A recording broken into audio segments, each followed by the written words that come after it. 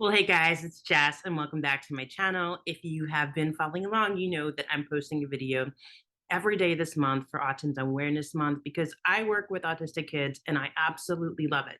It is my life calling, my passion. If I went back 20 years ago, I would do the exact same thing, right? I love what I do. And I know most of you get in this field because you're really passionate about helping people, whether it's autism or another part of the field. You're here because you want to. And this BCBA exam is in your way of doing the thing that you love and really fulfilling your purpose in this world. And I don't want that to be the case. You know, I want everyone to be able to wake up like I do, knowing they get to do every day what makes them truly happy. And so these videos are just for you, so you can really just crush that exam. The way I decided to do this series is help you to differentiate between topics in questions that can be really, really confusing. So here is, this video is going to be about the difference between alternative and concurrent schedules of reinforcement. Now, these were all written by my students in coaching. These questions, I didn't write them, I'm just explaining them, but I have a reason for this. Now, a lot of people think that alternative and conjunctive go together. Some of you might have even thought I slipped in the tongue and said alternative versus concurrent, right? I actually didn't. And the reason being is that both alternative and concurrent tend to have the word or in them. And a lot of times we look for keywords, right? So when you see the keyword or, you may think right away that it is going to alternative, right? Because we teach conjunctive is the and alternative is the or. And so you see or and you think of alternative. But concurrent also is very likely to have the word or in it. So if you see the word or in your questions, it is likely going to be, not all the time, but it is likely going to be either alternative or concurrent. So I wanted to teach you guys how to tell the difference apart. Because I found, I mean, I've worked with thousands of people. I find that people get those two confused often. It may seem like they don't get confusing because they wouldn't go together. And for you, if you were to recite what an alternative is and what a concurrent is, it wouldn't seem like it goes together.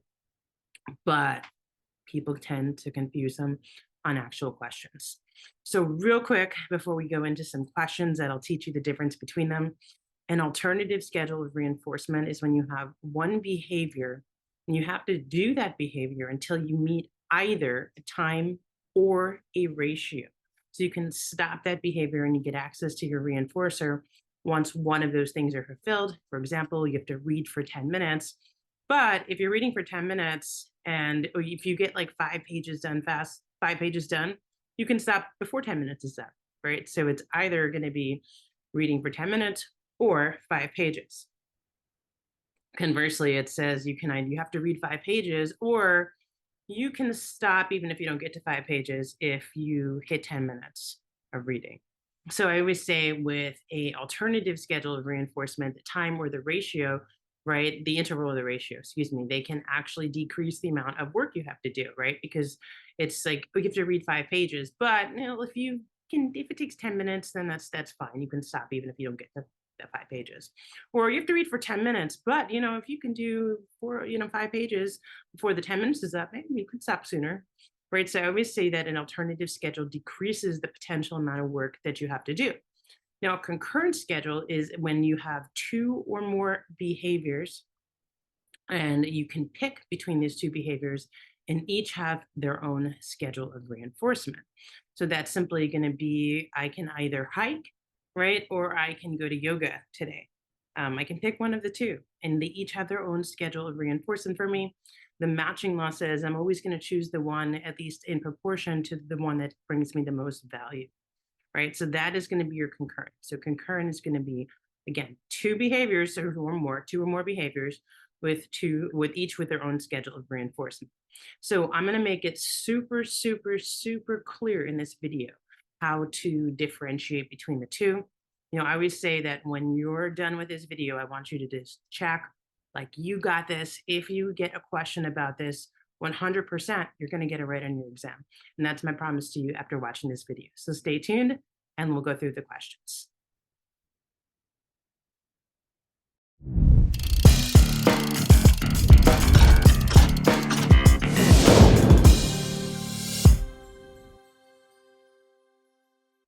Okay, so let's go over the first question. These are just going to be either alternative or concurrent. I didn't put four choices because I told you we're looking at how to decipher between the two. Martha can brush her teeth and get 5 minutes on the iPad, or she can watch a video of brushing her teeth and get a sticker.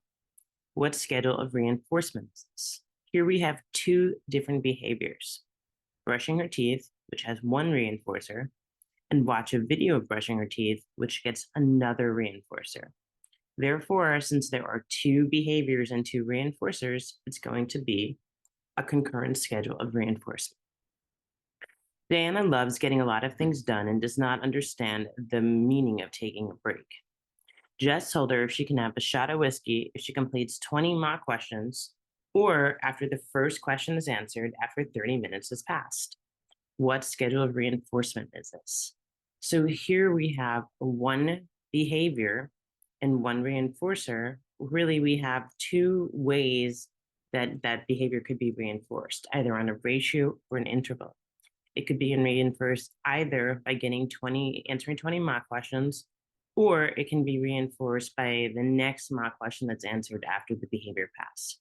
Here, this is going to be this is going to be an alternative schedule of reinforcement. There are two different ways, a ratio and an interval, in which a behavior could be reinforced, and one reinforcer. Okay, so by now in the first two, you've probably picked up a theme that both alternative and concurrent both have or in it, right? Which is why I say that you have to be careful with thinking that or is going to be a key word for alternative or even for concurrent, because I've heard people say both. The truth is that you have to know that or is usually going to mean it's one of these two. And you have to be able to decipher between them, which you are going to be able to do because you're watching this video. When I go to my gym, my trainer gives me social praise when I run on the treadmill for 20 minutes or when I hit 3 kilometers, whichever comes first. Which schedule of reinforcement is this? Again, this is going to be, we have one behavior running on the treadmill and it's reinforced two different ways by either running for 20 minutes, which is going to be our interval, or 3 kilometers, which is a ratio. Now, technically here, it's the next step after 20 minutes, right? Because we know that in order for there to be an interval component, it's not a time component, there has to be a response as well. So it's technically the next step after 20 minutes. And you may or may not see that specified in the question. Now, it just seems kind of silly to write that you run on the treadmill for 20 minutes and the next time after 20 minutes lands and your foot is in the air, you put it down, right? It just sounds ridiculous. So sometimes you're going to see that. You're going to see sometimes it's specified and sometimes it not. But this is an alternative schedule of reinforcement. Mark attended a paint and sip night. Mark is an exceptional artist and would be paid for his art so it can hang in the gallery for advertisement. Mark was told he could paint on canvas and get $50, or he could paint on paper and get $30. What schedule of reinforcement is this? This can seem like a confusing example because a lot of people say, well, there's only one behavior here, painting. But actually, painting on canvas and painting on paper are two separate behaviors. And each one of these has their own schedule of reinforcement, right? So we have one behavior, which is painting on canvas, that can result in $50. One behavior, which is painting on paper, that results in $30. So this is going to be a concurrent schedule of reinforcement since we have two behaviors, each with their own schedule of reinforcement. This is a perfect example of where the matching law applies, right? The matching law tells us where behavior goes, where reinforcement flows, right? So in other words, you're always going to do the thing that gets you the most reinforcement. So here it looks like it's probably going to be assumed it's an equal amount of response effort to paint on canvas and paper, the same amount of work, but one results in a lot more money. So he's probably going to do the one that results in a lot more money, a lot more reinforcement.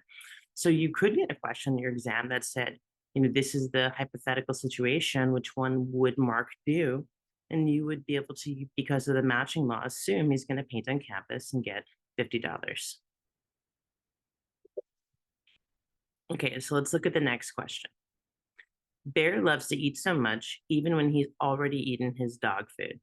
Diana told him, and she knows he can understand, he can either eat his dry dog food and take a walk, or eat his wet dog food and take a bite of human food. What schedule of reinforcement is this? I know Diana, one of our coaching students, wrote this about her dog Bear. She thinks he understands her. I can concur. Lucky understands a lot of language. Dogs, I think, understand more than we give them credit for. But back to the question. That's just my little 2 cents there. Here again, we have 2 behaviors and 2 schedules of reinforcement. This one seems like, okay, interesting. Like, well, these are kind of, some people might say these are kind of silly behaviors and silly reinforcers. It doesn't matter. We have 2 behaviors and 2 schedules of reinforcement, right? The dog can either eat dry food and go for a walk. That's one behavior with 1 schedule of reinforcement, or it can eat wet food and take a bite of human food. That's another schedule of reinforcement. Even if it's a dog, it is still a concurrent schedule of reinforcement. We still have 2 behaviors, and he can choose between either one of those. Nina is struggling with math. Her BCBA asked her to do 1 page of math, but said she can stop if she works for 15 minutes and doesn't finish the whole worksheet, as long as she finished the math problem she is working on when 15 minutes is up. Either way, when she has finished her math, she gets 15 minutes of free time. What schedule of reinforcement is this? So I have a point of this question. I didn't write this question. I did change it a little bit.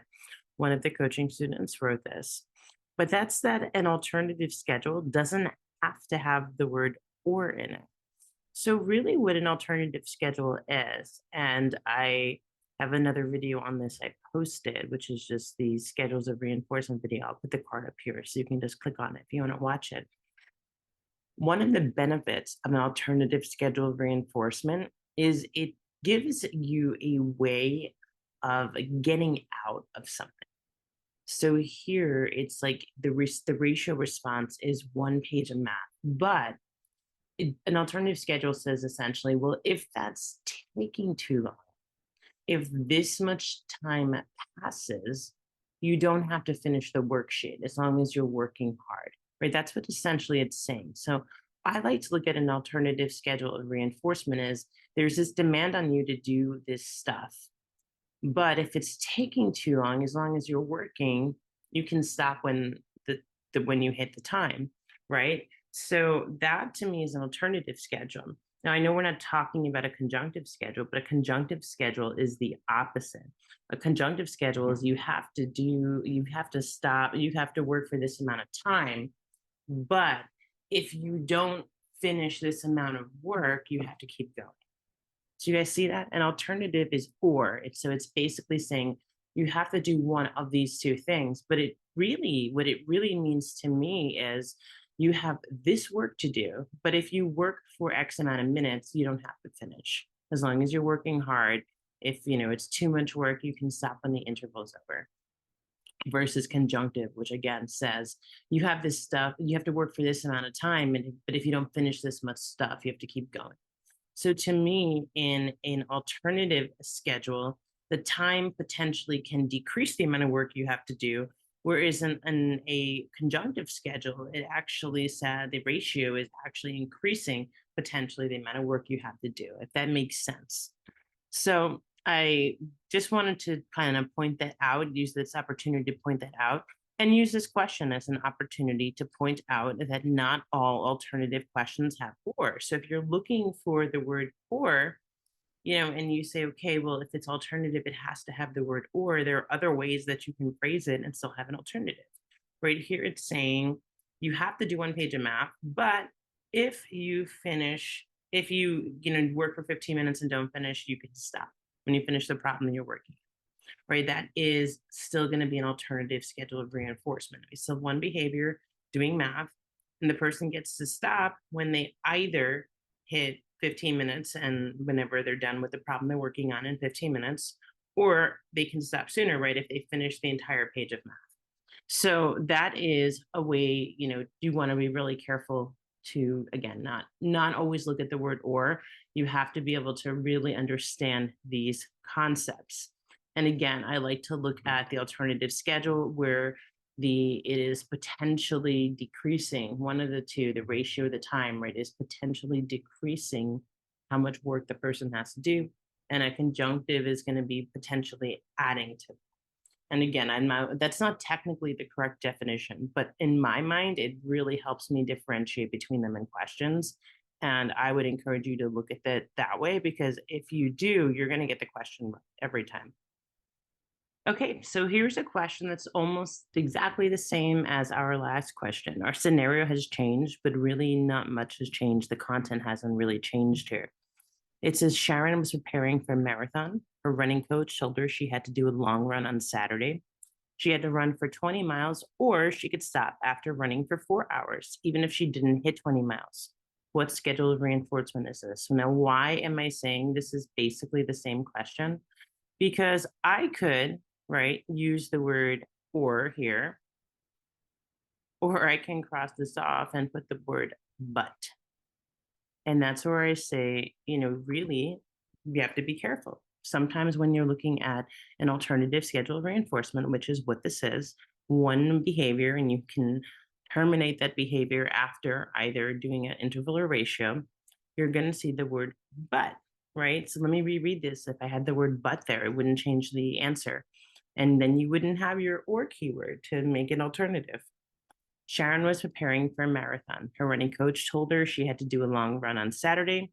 She had to run for 20 miles, but she could stop after running 4 hours, even if she didn't hit 20 miles. What scheduled reinforcement is this? So this is alternative. But you guys see there where I say you're not always going to see the word or, right? And so please, please, please be mindful of that. And that brings us to the end of all of our videos in this particular series. So I really hope that this helped you understand the difference between alternative and concurrent, which again can be confused because people see the word or, and it is often present in both questions. When it's an alternative and when it's a concurrent, you're likely to see the word or. So if you do see the word or, not 100% of the time, but it's likely going to be one of the two, alternative or concurrent. And now you know how to distinguish between them after watching this video. So we say the goal of this series is that when you're done watching this video, you can check, something. So now you know for sure the difference between alternative and concurrent. If you are to get a question on alternative and concurrent, you can be confident you're going to get it correct. Well, hey guys, well, I hope you found that video helpful and you checked off your list. Now you know alternative and concurrent, so you have got those questions if they appear on your exam. So I just wanted to remind you, I know the study process is really hard. I know a lot of people have to take this exam multiple times, and it can be really, really defeating. Maybe this is the first time in your entire life that you ever struggled with a test. I want to just remind you that this exam does not define you. It does not mean anything about how good of a practitioner you are, where your heart is. It simply is just how good are you at taking tests.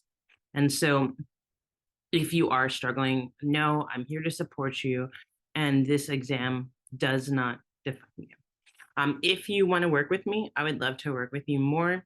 Check out my website, hopeeducationservices.com. I have lots of different events, opportunities where you can work with me directly. So again, that's hopeeducationservices.com. I hope to see you either in my private coaching group, at one of my events, or on tomorrow's video.